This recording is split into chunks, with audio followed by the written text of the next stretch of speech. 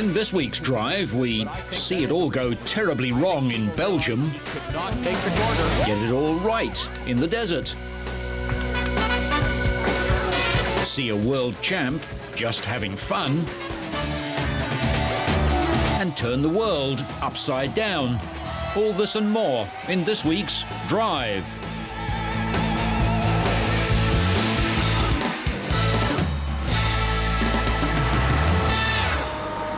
We start this week with reigning Formula One world champion Michael Schumacher, who's endured the worst start to a season in his glittering 14-year career. But Ferrari got their Formula One challenge back on track at the San Marino Grand Prix in Imola. In testing at Mugello, the team proved that they were more prepared for their home Grand Prix than they were in Bahrain. Despite a slow start and getting trapped behind his brother's Toyota for much of the race, Michael narrowly missed winning the event again. Schumacher has won at Imola 5 times in the last 7 years, and Ferrari are confident he can again be fighting for victory and end the team's run of races without success. Schumacher and number 2 driver Rubens Barrichello made a poor start to the season, with the German collecting just 2 points from his first 3 starts, and then 8 more at Imola. Ferrari were forced to introduce their new F2005 car at the race in Bahrain, advancing its debut by 2 races in response to Renault's domination, which has seen Fernando Alonso winning 3 races, 2 from pole positions, and his teammate Giancarlo Fisichella taking the season opener in Australia. Yeah, it was a big push on all the activity, and we had to accelerate of 5 weeks all the programs. So at the end, using the organization that we know pretty well, and is pretty, let's say, challenging on that aspect, so we were able to meet the target of Bahrain, even if at the end in Bahrain we had these reliability problems. Schumacher and Ferrari must sustain their Imola pace if they want to hold off the rampant Renaults, and a host of other challengers who aren't intimidated by Ferrari anymore. Raikkonen put his McLaren on pole but retired with mechanical failure, while the Toyota is much improved, and Jenson Button brought his BAR home in 3rd place.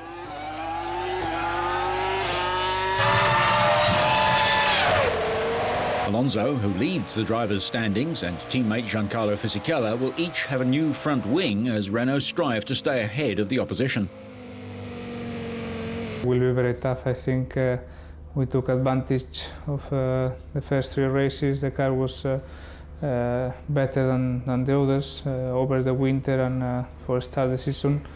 And now the others are probably learning a lot from us and from our car, and they will catch us a little bit quicker after these extra European races. So I think will be tougher, the competition. Also Ferrari with the new car seems more competitive, and will be more interesting races from now.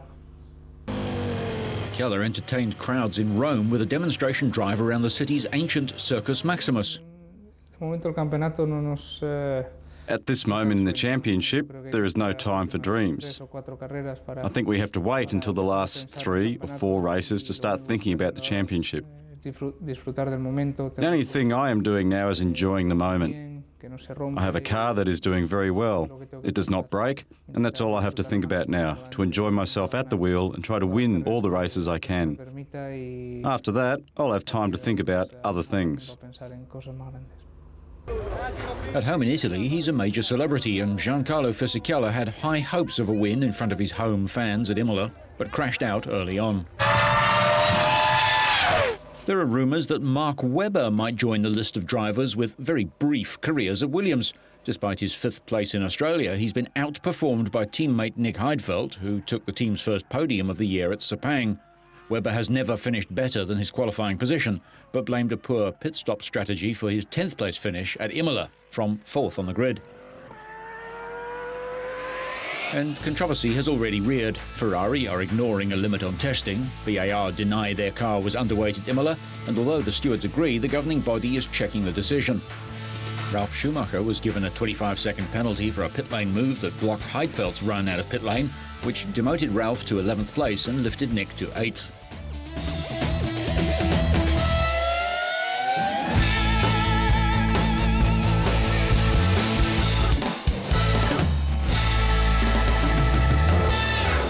low cloud failed to dampen spirits for the opening round of the 2005 Le Mans Endurance Series. Organisers decided that the race should go ahead, despite visibility of less than 100 metres at the top of the hill at Lecumbe. And although there were several accidents during the race, none could be attributed to poor visibility.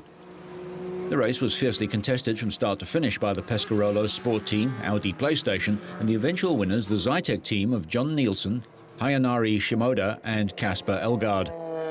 Tyre choice in the conditions was critical, and both the Pescarolo and the Audi were on Michelin's rain tyres. Emmanuel Collard set a searing pace in the Pescarolo C60, bearing the famously lurid green of multiple Le Mans winner Henri Pescarolo's helmet. Ortelli took the lead in the third hour, but the Audi team's day was to end in disappointment. Co-driver Jean-Marc Gounon was involved in a bizarre accident following the safety car in the fifth hour of the race, crashing into the guardrail exiting the bus stop chicane when his tyres suddenly cooled. This promoted John Nielsen into the lead. By now, the Pescarolo was a lap behind the new leaders after losing time in the pits. Nielsen dutifully secured victory for Zytek with the Pescarolo C60 in second place. Martin Short and Rob Barth claimed third in a Dallara Judd. Nielsen raised the rule changes that mean that some of the Le Mans Series cars are no longer eligible for the main event, the 24 Hours of Le Mans. It's a long time ago since we've won a race, and now coming back to real MES, not going to Le Mans because apparently they don't want us. I don't know why, but winning here is what we came for, and we did it, and we're back. There's a lengthy wait to the next round. The next stage of the 2005 Le Mans Endurance Series is at Monza on July the 10th. The new Lola, driven by Bob Berridge, Peter Owen and Gareth Evans, won the LMP2 category, coming fifth overall. GT champion Scuderia Italia won the GT1 category, Golan, Ramos and Cressoni coming sixth in their Ferrari Maranello. TVR scored a 1-2 in GT2, Hughes, Kane and Tomlinson finishing eighth. Over in America, similar cars were contesting round 2 of the 10-race American Le Mans Series, the Grand Prix of Atlanta. Double trouble, though, for the Panos, driven by Scott Maxwell, as a tyre began to lose pressure. Seconds later, the bonnet and a piece of the front end blew off his car. I wonder if that's the left front suspension that has been broken. Uphill left-hander, he's trying to get under throttle early. The Dyson Lola of James Weaver and Butch Leitzinger was among the leaders when it spun, although the engine refired and got back into the race. See him start to correct early. There's the correction, and then he tries to come back. But at that point, it's the tail wagging the dog. A controversial moment came late in the race when Robin Liddell was tapped and spun by Timo Bernhardt. Amazingly enough, the same thing had happened to Liddell in the same spot earlier in the Speed GT race. This time, though, Liddell was able to get his car pointed in the right direction and back into the race. He could not make the corner. Now this is the race we were telling him. Timo. Race officials immediately penalised Bernhardt, showing him a black flag, which required the German Porsche driver to come to the pits for a stop-and-go penalty. That allowed Liddell to reclaim the class lead with just 1.5 minutes left in the race. Well, here they come to the checker. Finland's JJ Lehto, ex-Formula One and a Le Mans 24-hour winner, and his co-driver Marco Werner of Germany took the checkered flag in their Audi R8 to claim overall victory and the P1 class. The hill, the final time. Despite his late race spin, Robin Liddell took first place in the GT2 class. The GT2 win. That car put together right here. O'Connell, who got his first. Johnny O'Connell, who'd earlier claimed his first career American Le Mans Series pole, won the GT1 class. John Field teamed up with his son Clint to win the P2 category in his Lola, having started fifth overall. More than 200,000 spectators watched as Greg Biffle, second in the point standings, started at the very back of the field, 41st, and in a backup car. It was a 7-car pile-up on lap 32. Jeff Green spun to bring out the 4th caution period of the race. While the field tried to avoid Green, Bobby Labonte, Kyle Busch, Bobby Hamilton, Scott Wimmer, Travis Kvappel and Brian Vickers all got involved. You can see him up high. He just got Late in the race, on lap 241, Robbie Gordon, running 1 lap down, spun coming out of turn 2 and hit the wall to bring out the 8th caution flag of the day. And he was having a decent run. He was just 1 lap down, running up. 30 laps later, Casey Kane, who said he had felt a vibration all day, crashed hard. A broken oil pump shaft caused the crash, his 3rd DNF this season. Frustratingly, he was running 5th at the time. There were just 37 laps left when a broken conrod caused flames to shoot out from underneath and inside Tony Stewart's car. After bringing the car to a halt, Stewart was able to climb out unaided and walk to the trackside ambulance. And was okay. This was with about 37 laps to go. Greg Biffle, driving a backup car because of a crash in practice on Friday, climbed to 15th place by lap 26 and took the lead on lap 87. He led for 219 of the 334 laps, winning his second race of the season and the 5th of his career. That should be a happy group. Hey, you guys on pit road.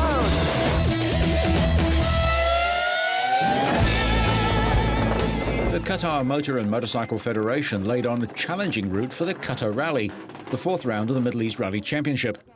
29 cars took part and they faced 5 timed gravel special stages repeated twice in the deserts around Doha. Qatar's Nasser Salih Al Attiyah and co-driver Chris Patterson led after 6 timed special stages of the opening leg on Friday. UAE's Sheikh Khalid Al Qasimi and Michael Orr were second in their Subaru, 24.8 seconds behind, with Jordan's Ahmed Farah and UAE's Sheikh Sulal bin Khalifa Al Maktoum in third and fourth. Sheikh Misfa Al Murray and co-driver Adel Hussein stayed in touch in their elderly Mitsubishi Lancer Evo 6. Al Attiyah began the final 4 stages on Saturday north of Doha, 56.8 seconds ahead of Al Qasimi and Orr. A repeat of each of the Tinbuk and Jerry Masad stages was then on the agenda, and Al Attiyah extended his lead by 2 seconds over the opening stages. But he damaged the steering near the start of Special Stage 8, and Al Qasimi managed to whittle the lead down to just 27 seconds with 2 stages remaining. Al Qasimi was also ahead of Al Attiyah through the early part of the next stage, but he sustained a flat tyre, and that all but settled the outcome. Only a repeat run through the Jerry Masad stage stood in Al Attiyah's way. He avoided any problems and clung on to take victory. Al Qasimi damaged a ball joint on the final stage and he slid down the field, allowing Al Maktoum to claim second place well clear of Qatar's Khalifa Al Attiyah, who came third. Thanks to Allah for winning. This is my 4th victory in the Middle East Rally Series this season. And I was so keen to win here, in my country, Qatar. I am very pleased with what I have achieved so far. I hope to win all the rounds of the Middle East Rally and set a new record. He now holds a 16-point lead in the Drivers' Championship with 5 events remaining.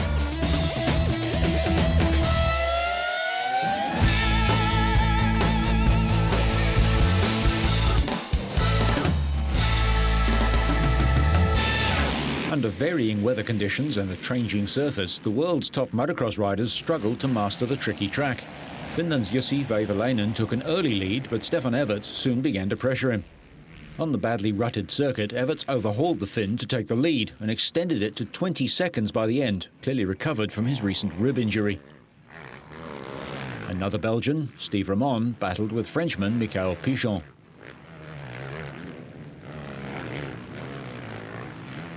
Jussi Veiviläinen slipped to third behind Luigi Segai on his Yamaha.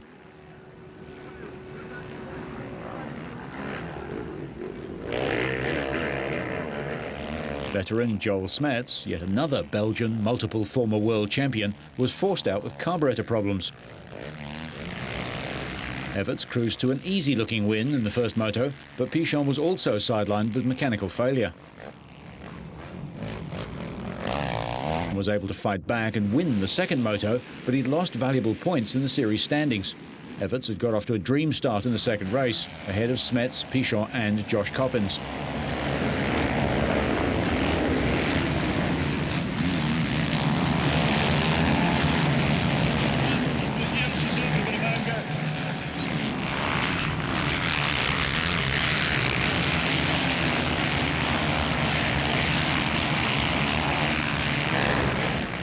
The track was degrading quickly, and a rare slip-up by Everts while defending against a charging Pichon proved costly.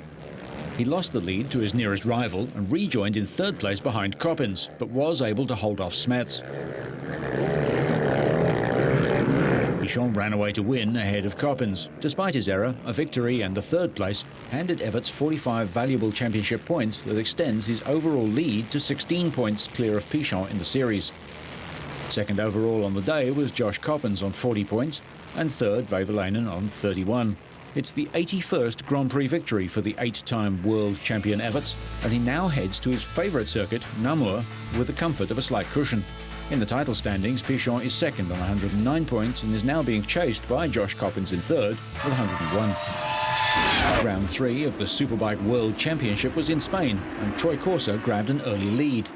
Race 1 saw plenty of incidents. Max Neukirchner dramatically high-sided off his Honda before attention turned to the battle for second place between the Yamaha of Norik Abe and young Australian Chris Vermeulen's Honda. The duel ended with Abe sliding onto the dirt on lap 22, but the gritty rider picked up his bike and managed to finish the race.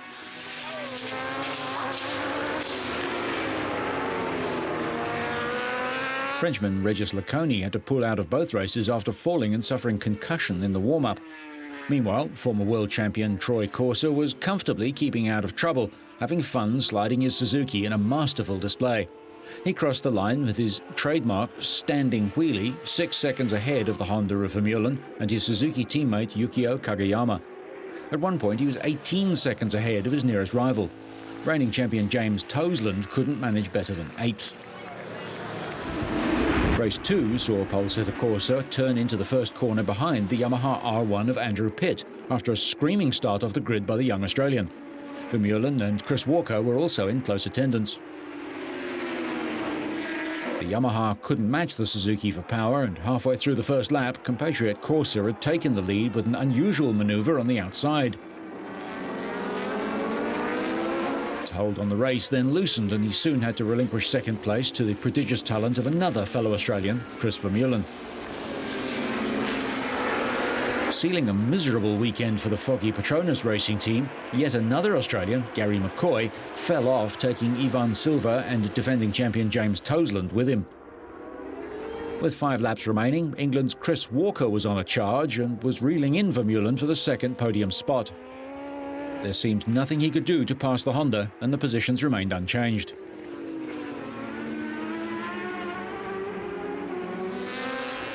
Putting on a show for the crowd, Corser clinched his second victory of the day to extend his lead atop the overall standings with 141 points. Vermeulen held off Chris Walker for another second-place finish, and he now lies third in the championships on 90 points behind Yukio Kageyama on 110.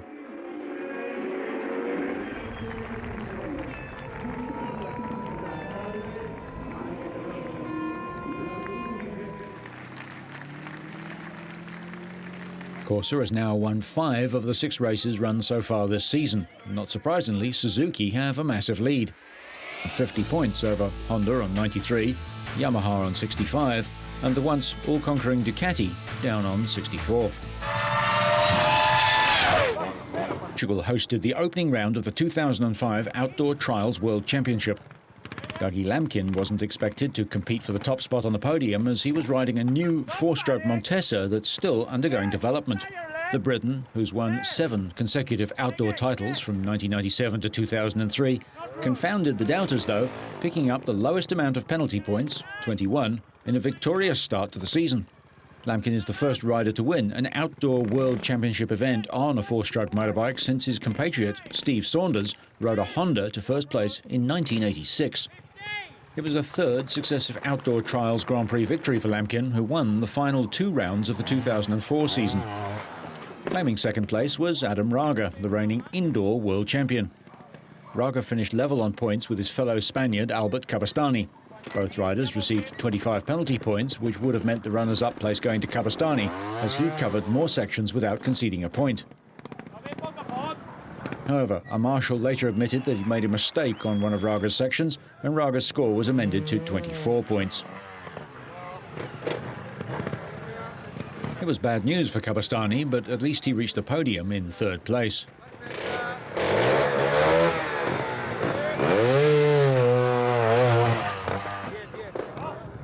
Rather surprising turn of events, youngster Tony Bow outperformed a host of experienced riders to finish in 4th place.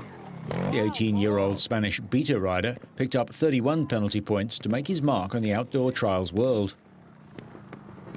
Takahisa Fujinami of Japan ended Lamkin's dominance of the sport in 2004. However, the reigning outdoor champion made a nervous start to his title defence, and he finished a long way behind his championship rivals. Fujinami had to settle for a disappointing 5th place after conceding a total of 34 penalty points.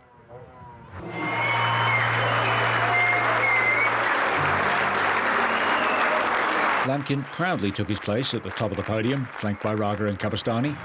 The 29-year-old will be looking to continue his successful start to the campaign at the next round, the Spanish Grand Prix.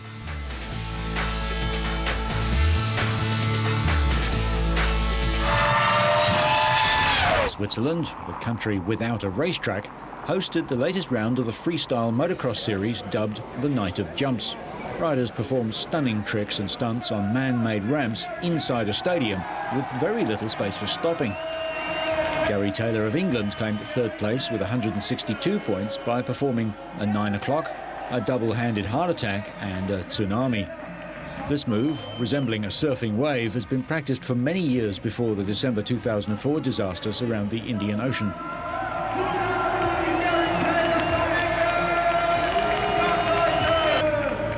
Øystein Kjørstad of Norway was second by a narrow margin, scoring 166 points. His repertoire included a backflip, a one-handed seat grab, Indian air, and bar hop Indian leading into a one-handed landing.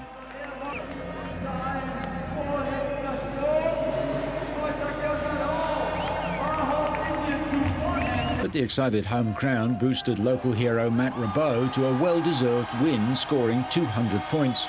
Matt's ride on the tight and technically difficult course thrilled the spectators as he invented his own big gap backflip combination. His performance included a one-handed backflip, a no-footed backflip, knack-knack backflip, and his own invention, the one-handed can-can backflip.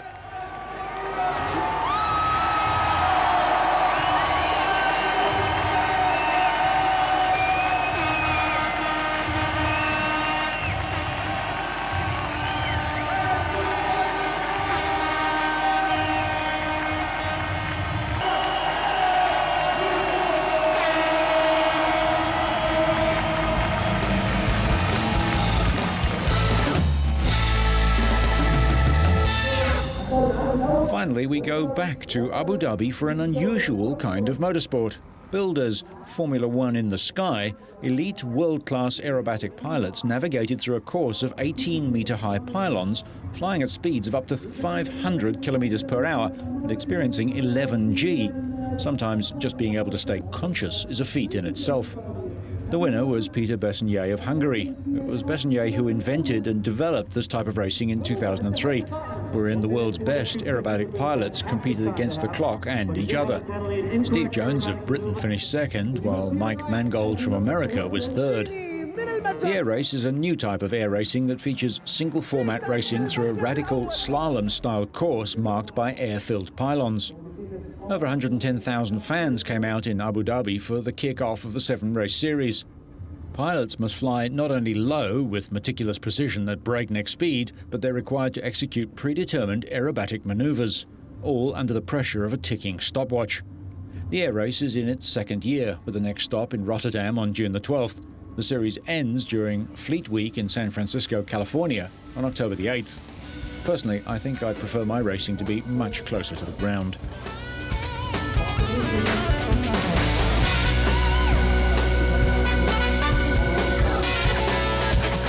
So, whether you're trying to keep your job, trying to see where you're going, or just trying to stay in control, so you stay on track and up to speed, make sure you catch next week's Drive.